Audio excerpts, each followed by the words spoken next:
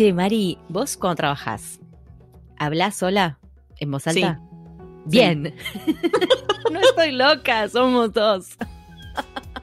Yo te digo que acá en casa, bueno, ya me dieron el carnet de chiflada, pero hace muchos años que hablo conmigo misma, ¿no? En voz alta. Y cuando trabajás, para mí es re productivo. O sea, es algo que me ayuda. No sé cómo explicarte. No sé si a vos te pasa lo mismo. O sea, a ver, yo generalmente hablo en voz alta cuando estoy maldiciendo algo. Ah, no, eso es otra cosa, eso es putear. No necesariamente, pero es como para...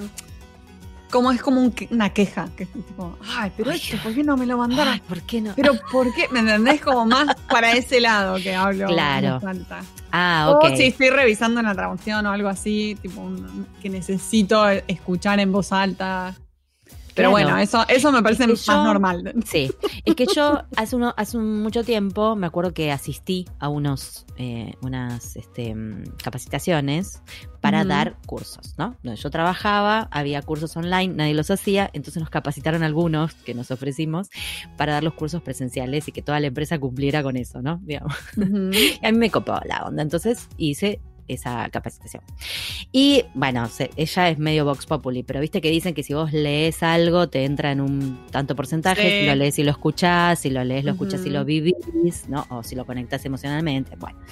Y es cierto, porque vos cuando revisás, no es lo mismo revisar en voz alta que volver a leer algo que ya lo leíste 20.000 millones de veces, porque a mí me pasa eso también, llega un momento que se me acostumbra el ojo al texto. No es lo mismo, y también el espacio de tiempo en que lo haces también. Porque si lo leíste varias veces seguida, como decís vos, es como... No, llega un ya momento pierde que sentido. Ya lo leíste para entenderlo, leíste y lo tradujiste, lo releíste y lo revisaste. De repente le cambiaste una comita, 3 palabritas y lo volvés a leer. Llega un momento que ya el ojo para mí ya no registra algunas cosas. Entonces necesito escucharlo. Y ahí es cuando me entra y digo, no, esto quedó horrible. Y ahí hago los comentarios. O sea, es como el DVD con comentarios, ¿entendés? Voy leyendo y comento. Me comento a mí misma. Yo, qué estúpida puse esto. No, esto queda... Y me lo comento a mí misma. Pero es una forma más de hacer mí catarsis como traductora, ¿o no? Para mí es una manera de no trabajar tan sola. Es como trabajo con Paola A, Paola B, Paola C. Trabajo en equipo. Es un equipo bárbaro. Vos, pregunta, ¿vos trabajás con música o con algún otro tipo de... No sé. No ¿Qué sé yo? ¿Saumerio o algo raro? A veces pongo esos Jazz for Work. Viste que hay unos... ¿ponés? Sí. Sí, a veces me pongo, pero instrumental. Porque si tiene letra, me puedo cantar. 100%, tal cual. Entonces no puedo. Pero yo tengo que estar en total y absoluto silencio. Sí, silencio para trabajar. No puedo tener música. Mucho menos un podcast o algo hablado. O algo, una música, claro. No, algo que hable no me interfiere. No, tal cual, te interfiere. Imposible. Pero no, hay determinados laburos que por ahí sí me gusta que, o si estoy trabajando de noche, por ejemplo, y ya se me está complicando, me pongo una musiquita con auriculares, ¿no? Claro. Si no, yo me acostumbré a trabajar así en silencio, como que no me Pero molesta. mucha gente trabaja con música, ¿eh? Yo conozco mucha gente que trabaja, le gusta trabajar con música de fondo. Sí, no sé cómo hacen, yo no puedo. Pero porque me pinta cantar, yo qué sé. No puedo. Me parece que ese es un problema que tendríamos nosotras, no sé si me parece que ese es nuestro, exclusivo. Bueno, así que nada, estaba pensando en esto, ¿no? Digo, no sé si será un tema de los traductores que leemos en voz alta para revisar las traducciones y entonces eso deriva en que nos comentamos a nosotros mismos. O dónde puse, yo también tengo 20.000 ventanitas abiertas y ¿dónde? ¿Cuál era esta? Pero lo digo en voz alta, estoy re loca. No estás sola, Pau, no sé. A mí me parece que a mi productividad le ayuda. Habría que ver qué opina la gente que escucha todo esto, a ver si hay algún comentario, si nos quieren acompañar en esta cuestión. En este sentimiento. Quizás haya alguna explicación neurológica a todo esto. No tengo idea. Qué sé yo, nada, lo quería comentar con vos. Me siento más acompañada, Mari, porque veo que, buenísimo, que tenemos un perfil similar. Tenía fe. Bueno, yo te quiero decir que hoy la entrevista que tenemos es una entrevista diferente, creo, de todas las que hemos hecho, porque Noemí, que es a quien vamos a entrevistar hoy, trabaja de intérprete en un hospital para niños muy reconocido mundialmente, que trata a niños con enfermedades graves. Uh-huh. Así que nada, nos pegó un montón todo lo que ella cuenta, es espectacular el trabajo que hace y nos quedamos muy inspiradas con todas las palabras que nos dio, sobre todo en la pregunta final de la entrevista. Así que espero que la disfruten mucho. Admiración total, como decimos siempre, para los intérpretes y también para Noemí, por el entorno en el que trabaja. No se la pierdan porque es espectacular.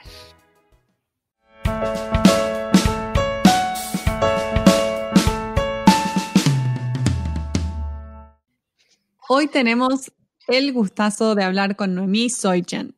Ella nació y se crió en México y se fue a vivir a Estados Unidos en 1994. Noemí estudió pedagogía y también tiene una maestría en traducción e interpretación. Recibió una certificación para enseñar hebreo en Israel y más recientemente obtuvo la certificación nacional como intérprete médica. Desde 2018, Noemí trabaja full time como intérprete médica de español y hebreo en St. Jude Children's Research Hospital en Memphis, Tennessee. St. Jude es una institución que provee atención médica pediátrica a niños de todo el mundo que sufren enfermedades muy graves. Noemí cuenta que trabajar como intérprete médica en St. Jude's es una experiencia que te llena de humildad y que puede cambiarte la vida. Noemí, es un placer tenerte aquí con nosotras en Pantuflas. Bienvenida. Muchas gracias por invitarme. Encantada. Qué lindo tenerte acá, nos encanta ya, solamente de leer la bio, nos encanta el trabajo que haces. Muchas gracias. Ya te agradecemos, ya de entrada. Sí, qué linda. Sí. En este momento te tengo que preguntar igual, ¿no, Noemí? ¿Estás en pantuflas o no? ¿No solés? Sí, tengo pantuflas. ¡Qué bien! Porque te agarramos en tu casa. Pues claro, con el COVID, dime, de la cintura para abajo, nadie ve. No importa, ya nadie importa. No, sí, acá cada vez que uno aparece en cámara no se para, ¿viste? Por las dudas, porque no se acuerda si se dejó el short, el pijama o qué. Exactamente, así que las pantuflas acá van. Exacto, nos peinamos y nos ponemos una remera, listo, y las pantuflas, por supuesto. Por supuesto. Bueno, bienvenida entonces con tus pantuflas. Sí, gracias. Noemí, primero te quería preguntar porque vemos que trabajás con 3 idiomas, o sea, inglés, español y hebreo. Sí. Y nos intriga mucho porque, bueno, obviamente naciendo en México, el español es tu lengua madre, español e inglés es una combinación bastante común para todos nosotros, pero el hebreo nos intriga un montón. Entonces queremos saber por qué decidiste estudiar hebreo, qué fue lo que te llevó a aprender ese idioma o que te atrajo de ese idioma. Bueno, mira, esa es una historia bastante larga, la voy a hacer corta. Bueno, tenemos 20 minutos. Si vos decís de lo posible. Sí, mira, yo viviendo en México he recibido una beca de tiempo completo para estudios para estudiar en Jerusalén. Ajá. Mi familia, mi religión, soy judía, y para los judíos, cuando estás en una edad de adolescente, siempre, en muchos de nuestros países en Latinoamérica, es un sueño y es una misión de que los hijos envían a estudiar a Israel por un tiempo determinado para aprender hebreo y todo. Bueno, lo mío fue un poco de eso, pero también fue una cuestión personal porque toda la vida yo quise aprender hebreo y en ese momento yo dije, bueno, la única manera de hacerlo es hacerlo directamente allá. Bueno, por azares del destino, con mucha suerte también, me otorgaron esta beca y terminé en mis estudios en el Instituto Chaim Greenberg en Jerusalén. Hoy en día es Kiryat Moria, el giro del lugar ha cambiado un poco, pero en ese entonces tuve la suerte de entrar en un programa de preparación de docentes del idioma hebreo y recibes esta certificación no solamente del idioma hebreo, pero también de estudios judaicos, historias, filosofía, literatura, todo lo que envuelve la filosofía y la religión judía. Y con esta certificación tú podrías, si tú lo elegías, regresar a tu país de origen y poder ejercer la docencia. Ese fue uno de mis casos, sí. Entonces me quedo por allá 2 años, termino todos mis estudios, regreso a mi país y me encantó tanto que yo dije, yo quiero enseñar. Y bueno, sí, obviamente empecé a incursionar en la docencia de idiomas desde nivel primario, secundario, bachillerato. En México se llega al bachillerato, no me acuerdo en otras partes del mundo, lo llaman diferente, pero esa es la preparatoria. Y por un tiempo lo hice y siempre me gustó. La enseñanza siempre estuvo en mis venas. Y el idioma hebreo es un idioma fascinante, fascinante. Es un idioma místico, es un idioma muy completo. Tiene filosofía arraigada en las raíces y aprendes muchísimo. Soy una persona que me gusta el aprendizaje. Bueno, se hizo parte de mi vida. Desde entonces he estado yo involucrada con esto. Bueno, por azar del destino, vivo ahora en Estados Unidos. Y obviamente cuando yo decido dedicarme a la interpretación médica, la combinación de idioma más común y que para mí era lo más cómodo era español e inglés. Y incursiono en un hospital pediátrico local, el único hospital pediátrico local, en esa combinación de idiomas, en español e inglés.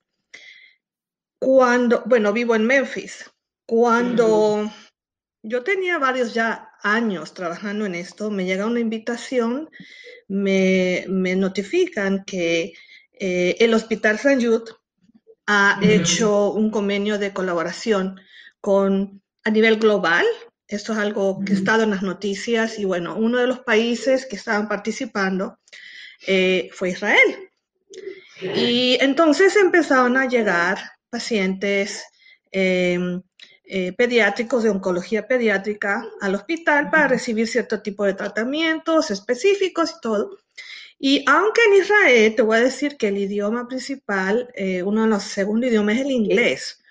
La mayoría de la gente en Israel domina el inglés. El problema que había era que muchos de nuestros, aunque los padres hablaban inglés, los pequeñitos, solo recibiendo el tratamiento, no hablaban inglés. Y en algunos de los tratamientos, ellos requieren estar solos, a los padres no se les permite, solos en el sentido de familiares, nunca están solos, siempre están acompañados por el equipo médico. Y entonces en ese momento es que se dan cuenta, no tenemos a alguien que pueda acompañarlos durante el tratamiento de radiación y todo, que hable el idioma de ellos. Y por eso te digo, es como que una historia así de un poquito... no sé cómo lo puedes llamar, fue de mucha casualidad, de mucha suerte o de destino. Sí. Entonces, resulta que en el hospital vecino hay una intérprete certificada en interpretación médica español-inglés, pero que tenía ya 25 años como docente, trabajando con niños en la enseñanza de hebreo. Claro. Entonces, bueno, se me hace la invitación, obviamente no fue, aunque a pesar de que no existen muchas personas con ese perfil profesional, de todas maneras, requieres cumplir muchos requisitos, no solamente es el idioma. Empiezo el proceso y con mucha suerte para mí fui elegida y esa es la forma en que incursiono con el hebreo y lo combino además de utilizar el español y el inglés. Claro. ¿Sabés que esto que contabas de esta experiencia que estudiaste en Israel y todo todo lo que rodea o que conforma el idioma, que es la cultura, ¿no? Y toda su historia. Sí. Me parece súper interesante porque no es simplemente estudiar el idioma y ya está. Por supuesto. Es sumergirte en de dónde viene ese idioma, quiénes hablan ese idioma, ¿no? Las particularidades que tiene. Yo no lo había escuchado nunca, lo escuché por primera vez, algo en hebreo, con una serie que salió hace poco, no sé si la viste, que la protagonista canta en hebreo. Sí. Y mucha gente quedó como, wow, qué hermoso, qué lindo que suena. Jamás lo había escuchado, o sea, es muy lindo al oído. Sí, así es. Súper lindo. ¿De qué película estás hablando? Que la serie, Unorthodox. Recientemente ganó el Emmy, ella. Sí, le dieron el Emmy por eso. Sí, mira, era un perfil muy específico que necesitaban. Claro. Porque no es lo mismo tú y nosotros, ustedes lo saben, ustedes son intérpretes. Somos traductoras, ¿eh? Mira que nosotros como intérpretes nos morimos de hambre. No, olvídate. Y yo a todo el mundo le digo, no soy traductora, soy intérprete. Claro, no. Avisamos por las Muy buena la aclaración. No, era un perfil, te digo, era interesante y me han pasado historias increíbles trabajando con estos niños. Es súper importante eso que tú acabas de mencionar, porque todo el idioma no es solamente la habilidad lingüística, es también todo lo que va detrás, todo el pensamiento, la cultura y todo. Y el trabajar con diferentes culturas, en nuestro hospital recibimos niños de todo el mundo, de todas partes del mundo, de todos los extractos sociales y culturales. Entonces, es un trabajo bastante que puede llegar a ser complejo. Lo que a un paciente en español tú le puedes hablar de una forma, a un paciente israelí tú tienes que dirigirte a ellos de otra forma, si tú quieres. Y entonces ahí entra la gran labor de un intérprete como un abogado cultural, porque tú tienes en muchas de las cosas muy interesantes que nos han sucedido es muchos de nuestros pacientes son muy observantes a nivel de religiosidad.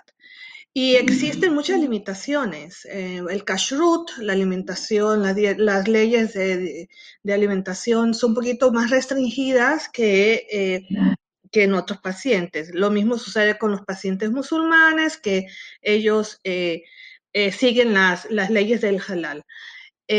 Entonces, gran parte de mi trabajo, como yo he sido una docente de educación judía y de idioma, he podido ayudar a cruzar ese puente de entendimiento, el por qué los padres piden ciertas cosas, porque mucha gente obviamente tú lo concedes, pero se nos queda en la pregunta, bueno, ¿por qué pidieron que no le diéramos un jugo, que no tuviera el certificado de kashrut? Mi trabajo no solamente ha sido a nivel lingüístico, sino también a nivel cultural. Y eso ayuda muchísimo a que el paciente pueda recibir el cuidado óptimo y el paciente pueda recibir en esos momentos de tanta ansiedad, angustia, puedas ayudarlo a sentirse que hay una persona que habla tu idioma y esa persona te da seguridad.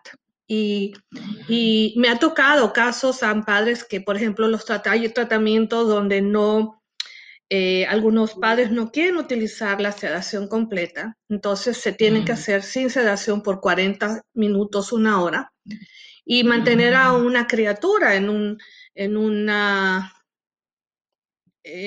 artefacto recibiendo radiación y todo esto puede ser bastante intimidante.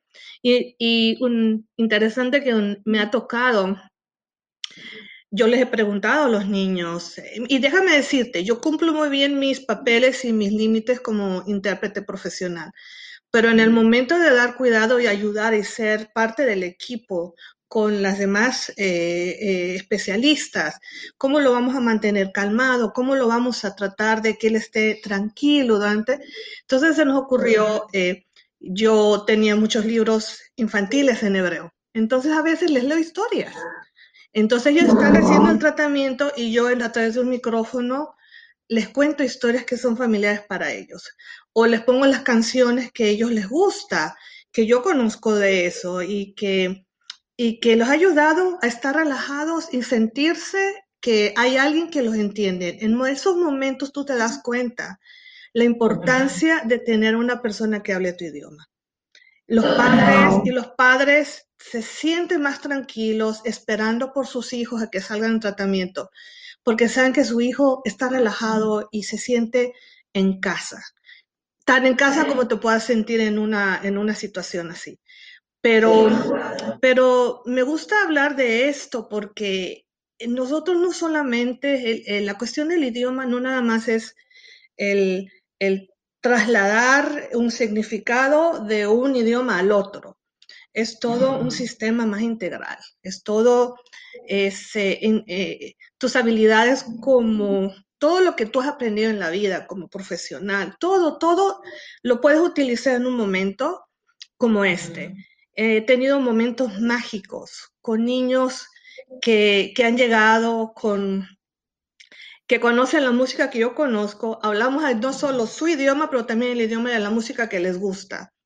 Y hablamos de canciones. Y ha sido, te digo, ha sido una experiencia única. Única, yo no creo que en ningún lado del mundo yo podría haber recibido este tipo de experiencia, el poder trabajar con pacientes que vienen de tan lejos a un lugar a recibir una esperanza y que tú en un grado pequeñito puedas contribuir con ellos a que su tratamiento sea exitoso.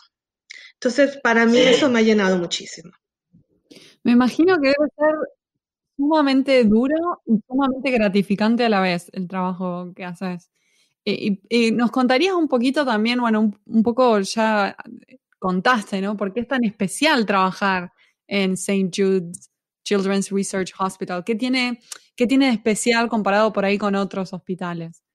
Bueno, eso es una pregunta muy importante. Mira, nuestro departamento, tenemos 10 profesionales de idiomas ahí y hay otras personas que son políglotas como yo, en otra combinación de idiomas. Y yo te puedo hablar de la experiencia, cómo es trabajar en un hospital pediátrico general y un hospital de especialidad oncológica pediátrica. Y si en ambos lugares son lugares que puedes ver cosas muy difíciles, la intensidad, la severidad de los casos. Pero algo que hace diferente, hay varias cosas que hace diferente al hospital donde yo trabajo en St. Jude's. Una de ellas es, los niños que nos llegan a nosotros son niños de los casos más difíciles en el mundo. Nuestro hospital es un hospital de investigación. Y por eso el hospital ofrece un servicio integral a las familias, a los niños, no solamente es el tratamiento que están recibiendo, pero todo lo que va alrededor, todo el cuidado integral que ellos puedan recibir. Eso es una gran diferencia. Si llega la familia, llegan los niños y ellos requieren desde cuidado psicológico, psiquiátrico, escolar, tenemos hecho una escuela para que los niños puedan continuar sus estudios, no importa de qué lugar del mundo vengan, tenemos un sistema muy especializado escolar que ellos les ayudan a los niños a hacer sus tareas y seguir sus programas escolares dentro del hospital. Otra cosa que hace especial a nuestro hospital es, a diferencia de otros lugares, es que los tratamientos pueden ser muy largos. Pueden durar desde semanas hasta 3 años. Y a veces se quedan a vivir ahí mismo. Entonces, el papel del intérprete, el intérprete profesional, se hace un poquito más difícil. Un intérprete profesional, nosotros seguimos los estándares de práctica nacionales, somos muy cuidadosos en eso, pero es muy difícil mantener el tipo de imparcialidad que tú debes de tener cuando tienes a un paciente que tú llega y pasa 1, 2 y 3 años y lo estás viendo todos los días. Está siendo el intérprete de ellos, está haciendo la voz de ellos todos los días. aún cuando tú hagas tú mantengas tus límites profesionales y todo, es muy difícil el que emocionalmente tú no te involucres con ese paciente y con esa familia. Ese es de nuestro punto de vista. Desde el punto de vista de las familias, imagínate que muchas de nuestras familias vienen solo el papá, la mamá y el pequeño, el paciente, y no regresan a sus países. Entonces ellos viven en San José. Y a veces las únicas personas con las que ellos pueden sentirse identificados son las personas que hablan su idioma. En este caso, los intérpretes. Y entonces nosotros, por ejemplo, nosotros interpretamos en todo tipo de sesiones en que ellos están ahí. En ocasiones tú ves al paciente una vez al día, en ocasiones lo puedes ver seguido 3, 4 horas, según las distintas sesiones en las que tú estás. Entonces, básicamente, si tú te pones a pensar, el cuidado de ese paciente desde que llega hasta que sale, el nexo es el intérprete. En muchas ocasiones la información general de todo el tratamiento, de toda la valoración del paciente, es el intérprete que sabe porque él estuvo en la sesión A, en la sesión B, en la sesión C. Y a veces cuando van de la sesión A a la sesión C y que existe algún tipo de falta de comunicación entre los proveedores, que a veces se puede dar, no siempre, pero siempre puede haber.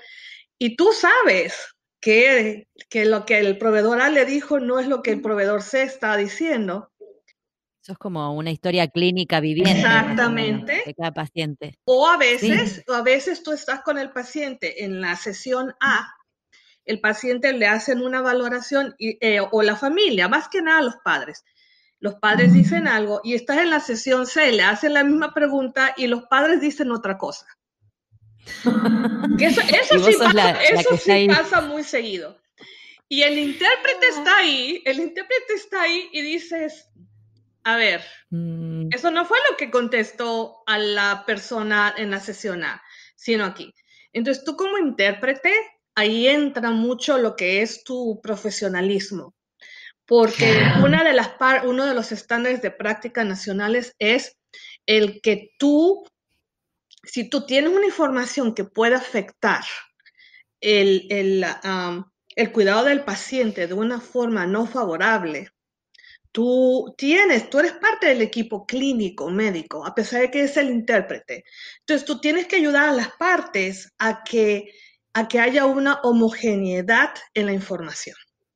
Entonces, muchas veces tú quieres también que el paciente sea autónomo, porque tú no quieres, o la familia, tú no quieres que el intérprete sea el que esté diciéndole todo, porque ellos tienen que hacerlo.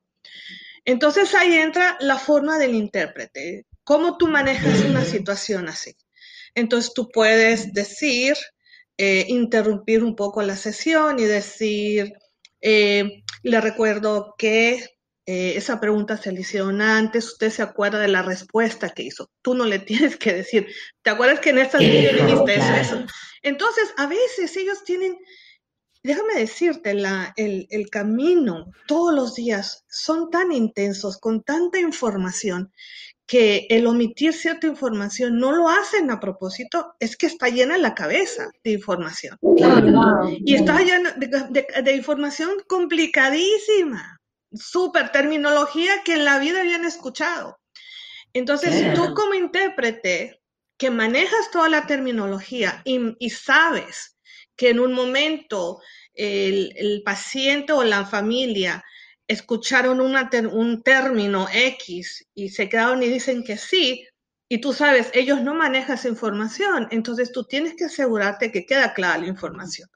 Pero hay maneras de hacerlo, hay un protocolo de hacerlo dentro de los límites de ser profesional, porque tú tampoco puedes invadir la comunicación. Tú eres la persona a cargo de la comunicación, pero también quieres que sea consistente.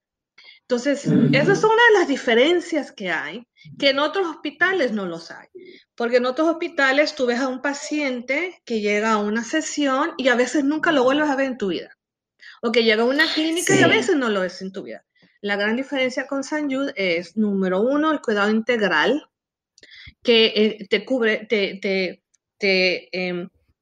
abarcan todos los aspectos de tu vida, tanto el ser paciente, pero también qué necesitas tú para vivir una vida tranquila, para que no tengas preocupaciones de ninguna forma, para que puedas dedicarte completamente al cuidado de tu hijo.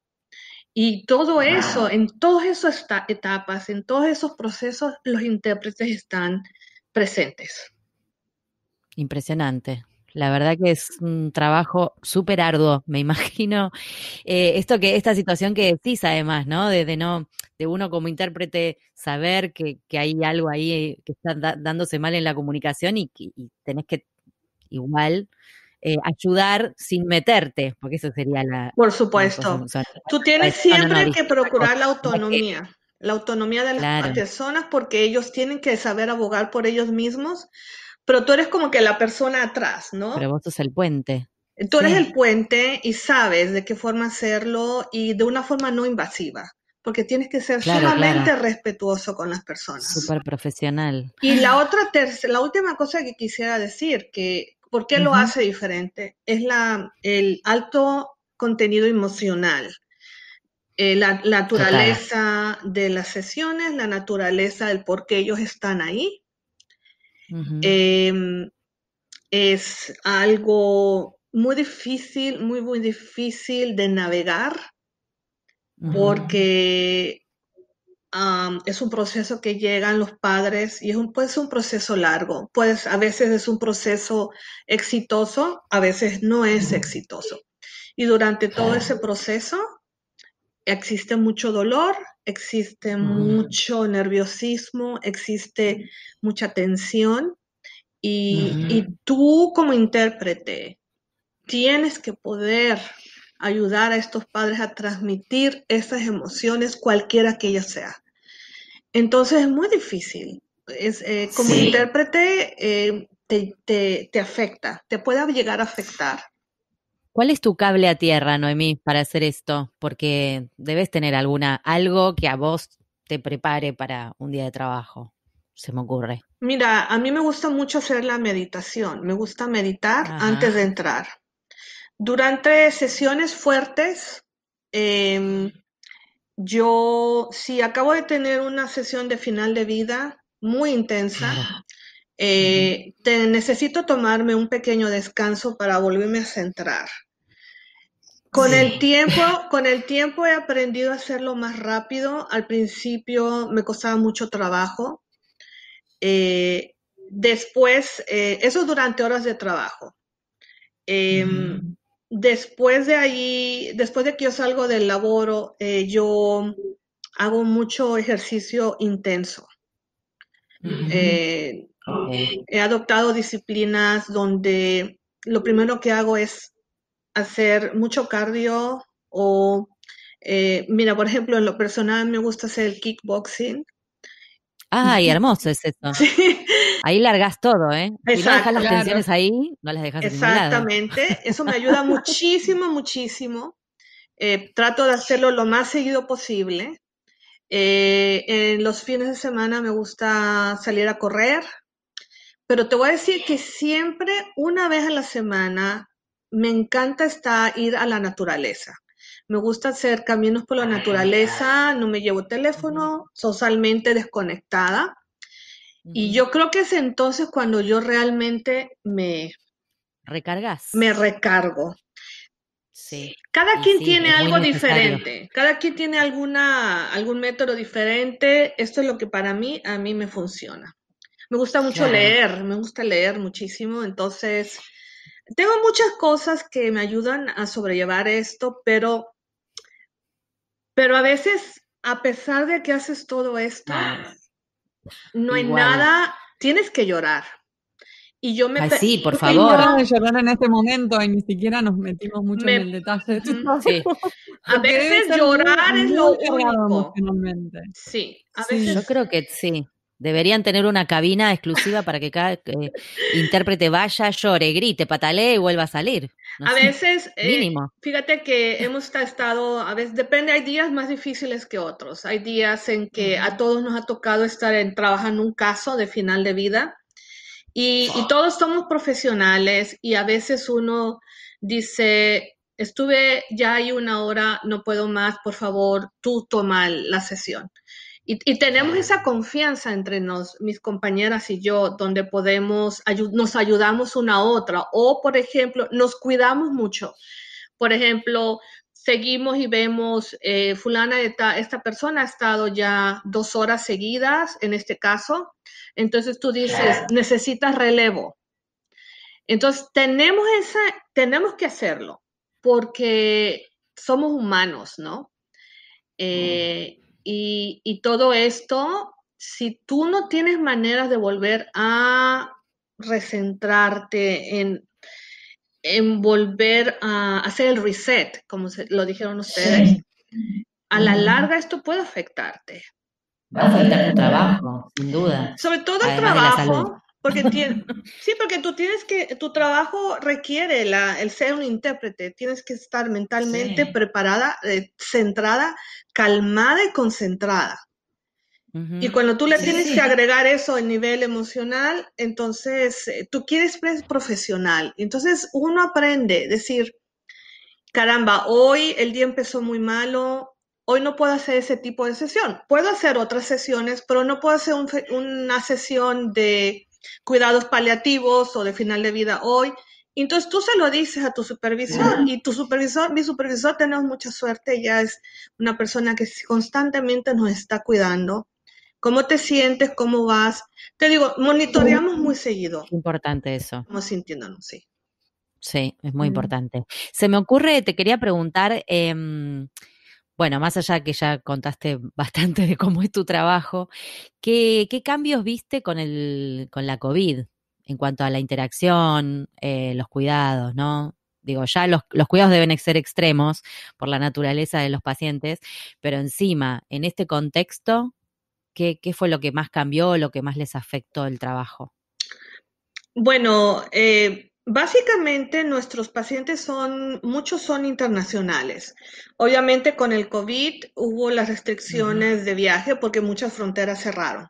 Entonces muchos pacientes que estaban programados a venir o que los estamos a recibir, pues por logística no pudimos darle seguimiento a eso.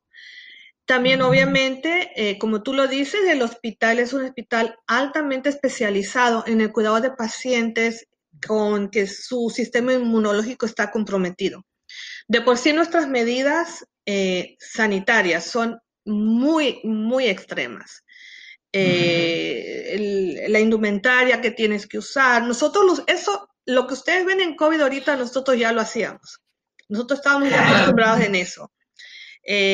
Nuestros pacientes llega un momento en que tienen cero sistema inmunológico. Entonces tú no puedes permitir, olvídate de COVID, estamos hablando de bacterias, virus, de todo eso. Obviamente con COVID lo único que sí se hizo una logística diferente y se emplearon nuevos sistemas, nuevas formas de recibir a los pacientes, obviamente hacerles evaluaciones, los exámenes de COVID a las personas, aún antes de llegar al hospital. Entonces, sí, ha habido una implementación de medidas muy cuidadosas que solamente agregó un poco más a lo que ya teníamos. Y eso es a los pacientes, a los empleados lo mismo. Algunas personas se fueron a trabajar remotamente, otras personas del cuidado directo pues tuvieron que quedarse, ¿no? Pero se fue un poquito descentralizado en ese, como todo el mundo lo ha hecho. Quizás una de las cosas más difíciles, si yo puedo decir, es la logística ha sido muy difícil, porque la logística, por ejemplo, cuando teníamos padres que llegó la mamá o el papá con el paciente, posteriormente podían llegar quizás la mamá o el papá que se había quedado en otro país, pero ahora con las restricciones muchas familias quedaron un poquito aisladas. Y las restricciones del país, básicamente, no del hospital, sino del país, que no abrían las fronteras. Y luego había, por ejemplo, casos muy difíciles donde necesitaban apoyo más. Y bueno, ahí es donde el personal de SANYU tuvo que, como se dice en inglés, step up the plate. Y aún más de lo que ya se hacía, fuimos más apoyo, hemos sido más apoyo para estas familias y nuestros pacientes. Wow, Qué impresionante. increíble lo que estás contando y el trabajo que haces, Noemí, te admiramos un montón. Siempre decimos que admiramos a los intérpretes, pero además trabajar en este hospital con el tipo de pacientes que tenés que trabajar, no Con imagino los padres, lo con las fuerte que situaciones. será. Sí. Te admiramos un montón.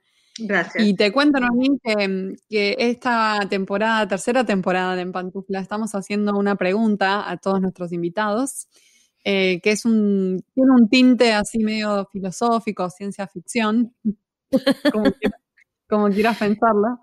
Y la pregunta dice así: si pudieras volver el tiempo atrás a cuando recién comenzaste tu carrera como intérprete, ¿qué consejo profesional te darías?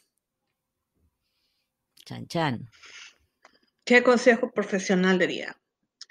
Bueno, antes que nada, autoanalízate e infórmate que esta es la profesión que tú no solamente quieres hacer, pero que puedes hacer.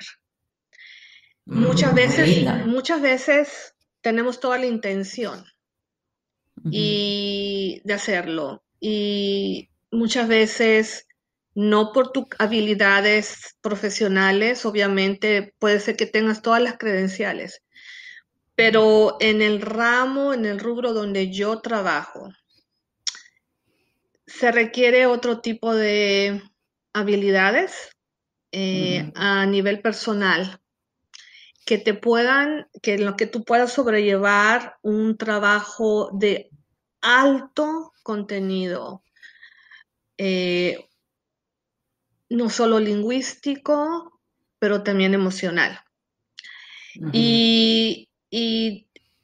Pero si esto es algo que tú quieres hacer, yo diría, no dejes de soñar, no dejes de intentarlo, porque como en todas las cosas cuestan trabajo, pero el lograr, cuando ya estás tú en una posición donde tú estás y todos los días llegas y ves que tú pudiste hacer la diferencia, en una pequeña diferencia, poner tu granito de arena en ayudar a una persona a sobrellevar una pena, un dolor, un tratamiento difícil, eso es recompensante, eso te ayuda, eso es motivador.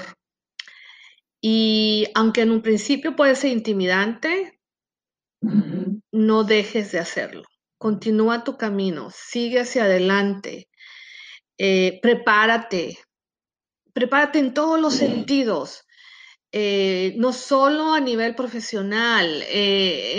Trabaja en ti como una persona, en ti como tu yo integral, quién es como persona, qué es lo que te ayuda a balancearte, qué es lo que te mantiene tener los pies en la tierra, qué es lo que te ayuda a ti a motivarte a seguir adelante.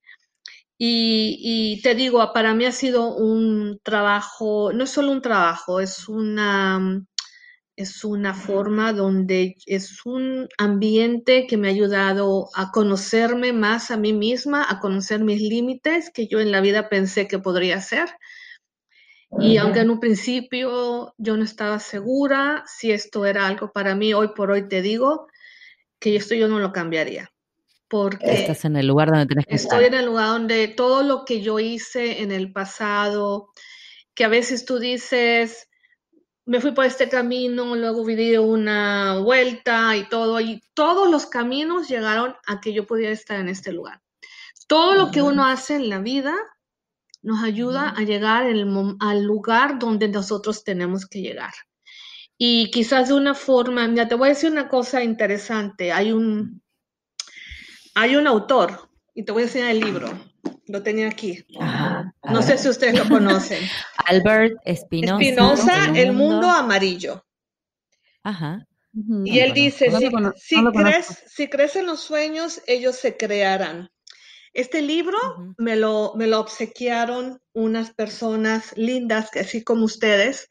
Me invitaban a participar, me invitaban a participar en una entrevista en su programa de interpretación. Y ¿por qué me obsequiaron esto? Porque el autor de este libro, Albert Espinosa, es un sobreviviente de cáncer. Él luchó por su lucha contra el cáncer duró 10 años y es su autobiografía. Sí, es su autobiografía, pero no es un relato sobre lo que él sufrió todo, sino lo que él aprendió. Y entonces, una de las frases que él dice en este libro que me llenaron mucho, dice, si crees en los sueños, ellos se crearán. El creer y el crear están a una letra de distancia. Él habla sobre los amarillos, que son las personas que se cruzan en tu camino, en tu vida, para inspirarte, para ayudarte, para mejorarte como persona. Y él habla sobre estas personas te ayudan a conocerte, a conocer tus límites, a veces solamente los ves una vez en la vida, pero una sola palabra, una sola interacción con ellos es suficiente para que tú puedas seguir en el camino correcto. Entonces, él dice, una de las cosas que uno en la vida encuentra 23 amarillos, 23 personas que te inspiran. Entonces, me gustaría concluir diciendo, busca esa gente amarillos, esos amarillos en tu vida, mantén tu mente abierta y que te ayuden, porque quizás una palabra de estas personas te ayuden a cambiar tu vida. Y a mí me pasó mucho eso y yo siento que yo he encontrado muchos amarillos en mi camino y lo mismo le deseo a las otras personas, que tengan su mente abierta y que puedan nutrirse de la comunicación, de esos encuentros con estas personas inesperadas que están rodeándonos, pero a veces no nos damos cuenta que están ahí. Qué bueno, me encanta, porque entonces Noemí iría a hablar con Noemí del pasado y le diría, busca los amarillos. Busca los amarillos. ¿Me entendés lo que te estoy diciendo? Me encanta, es muy inspirador lo es que muy dijiste. lindo. Y esa frase yo como buena traductora igual dijiste esa frase, creer y crear está a una letra de distancia y me quedé pensando cómo lo decimos en inglés, pero se los dejo para que se rompan la cabeza a todos los que están escuchando. ¿Cómo traducir eso? ¿Cómo traducir eso? Palabras. Es muy lindo, me encanta. Y te digo que este fue un libro que me obsequiaron. Y ahora no tenemos nada para regalarte, Noemí. ¿Qué hacemos, Marina? No. Para lo que, yo no, te estoy riendo, un chiste. Lo he comentado solamente porque sentí que era muy apropiado. Sentí que era muy apropiado. Te estoy cargando. Y siempre se me ha quedado. Es muy buena la recomendación del libro, porque me intrigó mucho. Y la verdad, muy lindo todo lo que dijiste, muy lindo todo lo que contaste. Hermosa entrevista. Y hermoso, gracias. Sí. Muy heartbreaking. Así que muchísimas gracias, Noemí, por juntarte con nosotras un ratito a charlar. Y nada, que sigan apareciendo los amarillos en la vida de todos. Que todos encontremos nuestros amarillos. Ahí está, a buscar amarillos por la vida.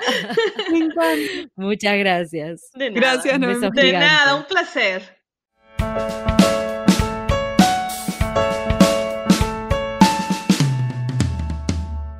Este fue un nuevo episodio de En Pantuflas, patrocinado por nuestro amigo fiel, MemoQ. Si sos tan fan de MemoQ como nosotras, aprovecha el 45% de descuento exclusivo para podcast escuchas.